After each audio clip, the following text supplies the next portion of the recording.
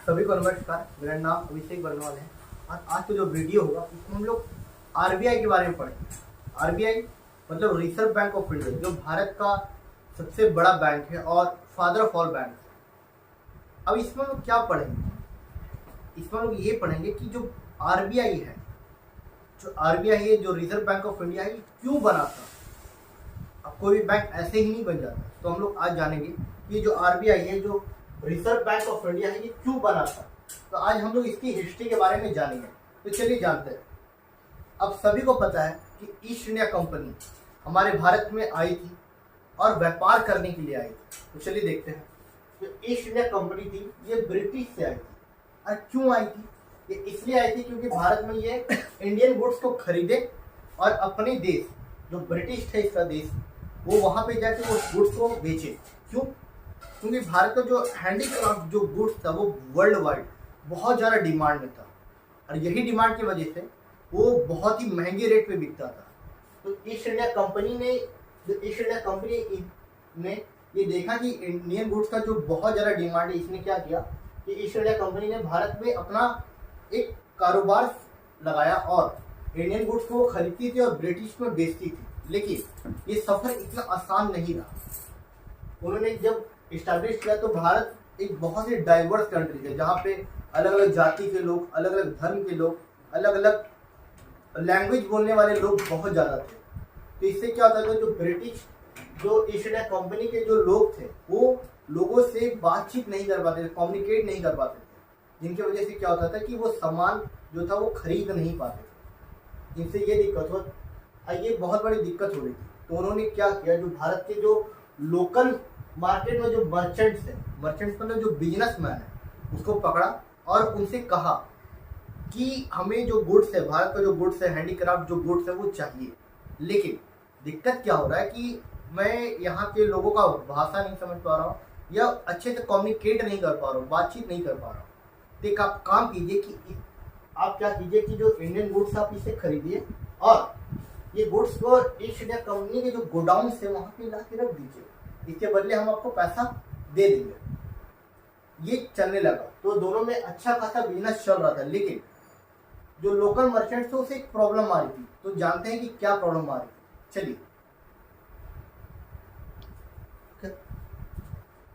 इसी में कंटिन्यू कर देते हैं, इससे काट देते हैं। हो जाता जय इसी में कंटिन्यू कर, थोड़ा देर रुक। रेडी? थोड़ा देर रुक के सीधा देते हैं। चलिए, प्रॉब्लम ये आ रही थी, जो लोकल मार्केट के जो मर्चेंट्स हैं उसके पास जो पैसा था वो बहुत ज़्यादा लिमिटेड था, बहुत ज़्यादा नहीं था। और जो इंडियन गुड्स थे वो बहुत ज़्यादा महंगे थे।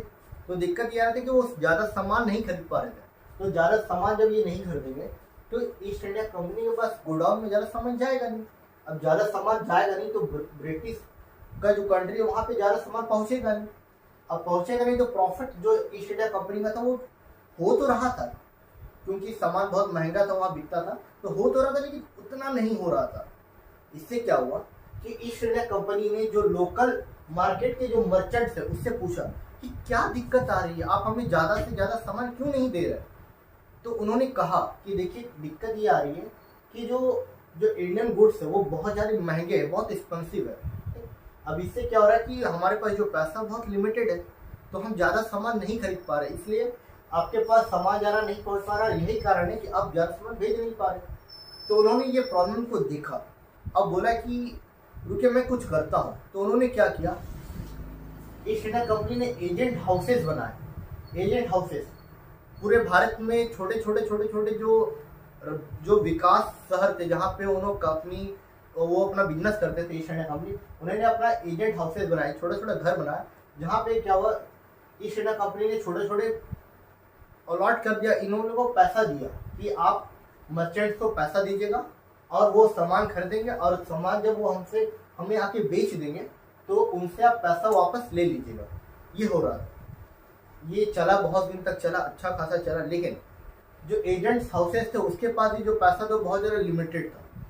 अब क्या हुआ, ये agent houses east India company के पास गई, बोले कि सर पैसा हमारे पास भी तो लिमिटेड है, आप जो दे रहे हैं उससे उतना नहीं हो पा रहा है। तो ईस्ट इंडिया कंपनी ने इन्हें दिमाग दिया, बोला कि सुनिए, हमारे पास भी लिमिटेड है, आपके पास भी लिमिटेड, तो कुछ करते हैं, आप एक काम कीजिए। क्या करें?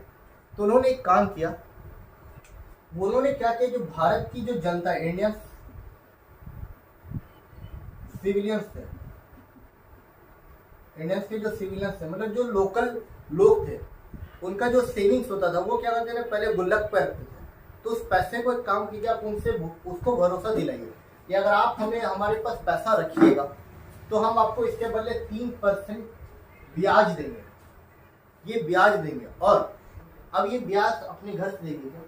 नहीं, अपने घर से नहीं देगी। ये क्या करती थी, जो एजेंट हाउसेस हैं, ये क्या करती, जो मर्चेंट को जो पैसा देती थी उसके ऊपर वो 5% इंटरेस्ट रेट चार्ज करती थी, और जो 2% बीच का जो इंटरेस्ट होता था, ये अपना वो इसका प्रॉफिट होता था। ये बिजनेस चला था। अब ये अच्छा खासा चल रहा था, बहुत लंबे समय तक ये बिजनेस चला। ये अब ये पैसा इससे लेती थी, ये इसको देती थी। जब ये सामान खरीद लेते थे तो इनको ईस्ट इंडिया कंपनी को दे देते थे, ईस्ट इंडिया कंपनी ब्रिटिश को दे देती थी। तो इसको भी फायदा होता था, इंडिया में जो लोग थे उसको भी फायदा होता था, एजेंट हाउसेस को भी फायदा होने लगा, लोकल मर्चेंट्स को भी फायदा होने लगा, और ईस्ट इंडिया कंपनी को फायदा होने लगा, और ब्रिटिश सरकार को भी फायदा होने लगा। लेकिन होने क्या लगा कि जो एजेंट हाउसेस थी, ये जो ईस्ट इंडिया कंपनी ने बनाई थी, ये बहुत ज़्यादा प्रॉफिट कमाने लगे। जब इंडियन सिविलियंस को जब 3% ये आपका ब्याज मिलने लगा, तो ये बहुत ज़्यादा पैसा यहाँ पे देने लगी, और ये इनको दे देते, तो बहुत ज़्यादा प्रॉफिट जो था एजेंट कंपनीज की, ये बहुत ज़्यादा बढ़ने लगा। तो जो हमारे ईस्ट इंडिया कंपनी है, इसने ये देखा कि जो एजेंट हाउसेस से बहुत ज़्यादा प्रॉफिट कमा रहे हैं, तो इन्होंने क्या किया, इन्होंने कहा कि एक काम करते हैं, ये बहुत ज़्यादा प्रॉफिट कमा रहे हैं और हमें तो ये ज़्यादा प्रॉफिट देती भी नहीं है, इससे मांगेंगे तो ये हमें देंगे भी नहीं। तो इन्होंने एक काम किया, इन्होंने क्या किया, इन्होंने सोचा कि एक काम करते, ये जो एजेंट हाउसेस है इसको हम लोग ख़त्म कर देते हैं। क्या कर देते हैं? बंद कर देते हैं, या इसको हम लोग अपने अंदर ले लेते हैं। ठीक? अब बोलेंगे कि ये तो उसी के अंदर थी, लेकिन कंप्लीटली ये इसके अंदर वर्क नहीं करी थी। तो इन्होंने क्या किया, इसको ख़त्म कर दिया, कंप्लीटली ख़त्म कर दिया। आगे क्या किया, इन्होंने क्या किया, 3 बैंक्स बनाए, टोटल 3 बैंक्स बनाए। कौन कौन सा बैंक्स बनाए? बैंक्स ऑफ बंगाल जो 1806 में बनाया गया, बैंक्स ऑफ मद्रास जो 1840 में बनाया गया, और बैंक्स ऑफ मुंबई जो 1843 में बनाया गया। ये 3 बैंक्स को बनाया गया। अब ये बैंक्स क्या करती, बिल्कुल वही काम करती जो एजेंट हाउसेस कर रहे थे, लेकिन इसका जो प्रॉफिट हो रहा था ये अब डायरेक्ट ब्रिटिश सरकार के पास जा रहा था। जो 2% प्रॉफिट बचता था इन दोनों के बीच में डायरेक्ट ब्रिटिश सरकार को जाता था। अब ये बहुत दिन तक चला, ये जनता से, इंडियन से पैसा ये ले रही थी, ये पैसा इसको दे रही थी, ये बिजनेस कर रहे थे, और जो प्रॉफिट इसका बच रहा था ये डायरेक्ट इसको ले रहे थे। ये बहुत दिन तक चला इसका, लेकिन इसमें भी एक दिक्कत आई। क्या दिक्कत आई, चलिए जानते हैं। अब जब क्राउन रूल स्टार्ट हुआ 1858 में, तो joint stock companies act of 1860 पास कर दिया गया। इसमें क्या हुआ था, इसमें ये हुआ था कि पूरे भारत में क्या हुआ था, जो छोटे छोटे जो बैंक्स है वो उसको इस्टेब्लिश कर दिया गया था। इससे क्या हो रहा था कि जो व्यापार जो ईस्ट इंडिया कंपनी का था जो बहुत ज़्यादा बढ़ गया था। इससे क्या हो रहा था, जॉइंट स्टॉक कंपनीज फंड करी थी पैसा, जो एजेंट हाउसेस का जो काम था ये करी थी, और ये तीनों बैंक सिर्फ इन जॉइंट स्टॉक कंपनी को सिर्फ देखने का काम कर रहे थे, बस यही काम कर रहे थे। और ऐसा ही काम चल रहा था, जॉइंट स्टॉक कंपनीज को ये तीनों बैंक देख रही थी, और ये तीनों बैंक को ईस्ट इंडिया कंपनी देख रही थी, और ईस्ट इंडिया कंपनी को क्राउन रूल स्टार्ट जो वहाँ की जो ब्रिटिश सरकार थी जो भारत में राज कर रही थी वो देख रहे थे। आगे क्या हुआ कि जब वर्ल्ड वॉर 1 स्टार्ट हुआ, जब वर्ल्ड वॉर 1 स्टार्ट हुआ पूरा विश्व में, तो इसमें क्या हुआ, जो कि 1940 से लेकर 1980 तक चला। इससे क्या हुआ कि जो भारत की जो बैंक्स थी, जो ये तीनों banks of Bengal, banks of Madras और बैंक्स ऑफ मुंबई थी, ये बहुत खराब तरीके से हिट हुई। इससे क्या हुआ, जितना भी जो इसका वेल्थ था, जितना भी इसका पैसा था, जितना भी इसका जो कैपिटल था, वो कहीं ना कहीं वर्ल्ड वॉर 1 में चला गया, और ये बहुत ज़्यादा कमज़ोर हो गई। इससे क्या हुआ कि जितनी भी जो जॉइंट स्टॉक कंपनीज थी वो फेल होने लग गई। इंडिया में जो कंपनीज थी वो यहाँ से जब पैसा यहाँ नहीं आने लगा तो ये फेल होने लगी। अब जो भारत के जो लोग थे, जो जिन्होंने यहाँ पे पैसा डाला था, वो जब पैसा मांगने गए तो पैसा तो बैंक के पास है ही नहीं, तो वो देने नहीं लगे, तो बहुत सारे बैंक फेल होने लगे। अब भारत की जो जनता थी उसका जो भरोसा था वो जॉइंट स्टॉक कंपनी से उठने लग गए।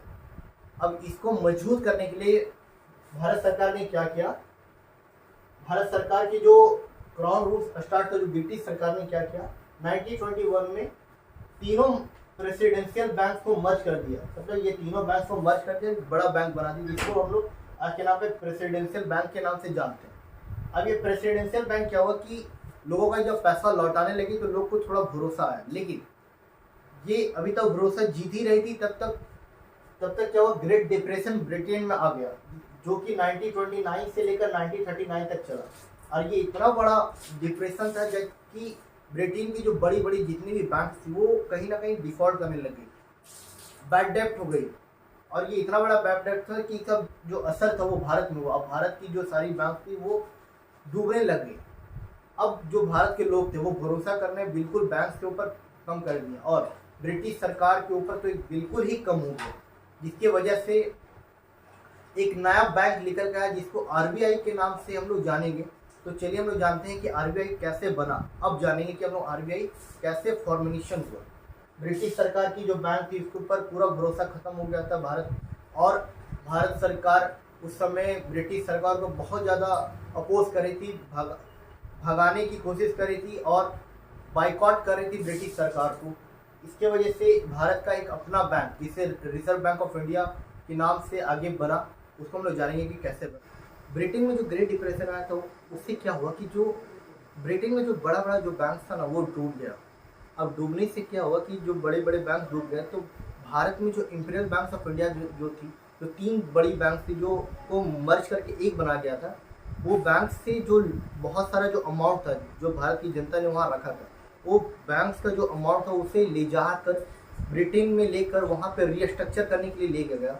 अब जो भारत की जनता थी जब बैंक्स में गए, इंपीरियल बैंक्स ऑफ इंडिया में जब पैसा अपना निकालने गए तो उनको पैसा नहीं मिलने लगा, क्योंकि पैसा तो पहले ही ब्रिटेन में चला गया था। तो जब वो अपना ट्रस्ट खोने लगे और जो लोन के रूप में जो बड़े बड़े मर्चेंट्स को जो पैसा दिया गया था एज अ लोन, वो भी अपना लोन नहीं लौटा रहे थे, क्योंकि उनका जो बिजनेस था कहीं ना कहीं ठप पड़ गया था। ब्रिटेन में डिप्रेशन आने की वजह से कंपनी अपना सामान जो थी वो नहीं भेज रही थी। तो बड़े बड़े जो बिजनेसमैन थे जो भारत में थे वो सामान नहीं भेजने की वजह से उनका जो कारोबार था बिल्कुल रुक गया था। रुकने की वजह से जो लोन का रिपेमेंट था वो रुक गया था। इसकी वजह से जो भारत की जनता थी उनका ट्रस्ट जो Bharat imperial bank of India से टूट गया था, सरकार से, ब्रिटिश सरकार से कहीं ना कहीं पूरा टूट गया था। जिसकी वजह से भारत में दो बहुत बड़े प्रॉब्लम्स आए भारत के बैंक में। क्या प्रॉब्लम्स आए? जो ट्रस्ट था जनरल पब्लिक का वो खत्म हो गया था, और फाइनेंशियल बर्डन जो इंपीरियल बैंक के ऊपर था बहुत ज़्यादा बढ़ गया था। इसके वजह से क्या हुआ, जो भारत की जो बैंक थी जो ब्रिटिश सरकार चला रही थी वो भारत की जनता उस पर विश्वास नहीं करती। इसके वजह से क्या हुआ, आरबीआई एक्ट 1934 में एक पास किया गया, जिसके वजह से इस्टेब्लिश एक नया बैंक को खोला गया कलकत्ता पे, जो कि बिल्कुल प्राइवेटाइज थी। मतलब भारत की जनता का पूरा जनता का पैसा उस जनता का पैसा उसमें लगाया गया, और ब्रिटिश सरकार का कोई भी उसमें रोल नहीं था। कंप्लीट एक नया बैंक खुला, नया, जिसमें भारत की जनता का पैसा लगा था, भारत की जनता उसे ऑपरेट कर रही थी, और जो कि कलकत्ता में खुला था, जो कि बाद में हमें मुंबई में शिफ्ट कर दिया गया। ब्रिटिश सरकार ने इस बैंक को, आरबीआई बैंक को इसलिए खोला था क्योंकि वो सोच रही थी कहीं ना कहीं आने वाले टाइम पे आरबीआई को अपने अंदर ले लेंगे, लेकिन उनका ये सपना ही रह गया, क्योंकि 1947 में हमारा देश आज़ाद हो गया, और 1948 में जो हमारा जो आरबीआई था जो कि प्राइवेटाइज था, जहाँ पे भारत की जनता का पैसा लगा था, उसको भारत सरकार ने, I am repeating, not British सरकार, भारत सरकार को जो आज़ादी मिली तो उसको प्राइवेट ओनरशिप एक्ट 1948 के तहत उसको क्या हुआ, अपने अंडर रख ली, और 1949 में उसको कम्प्लीटली नेशनलाइज कर दिया गया। इसमें क्या हुआ कि भारत सरकार जो थी उसको कम्प्लीटली आरबीआई को अपने अंदर रख ली।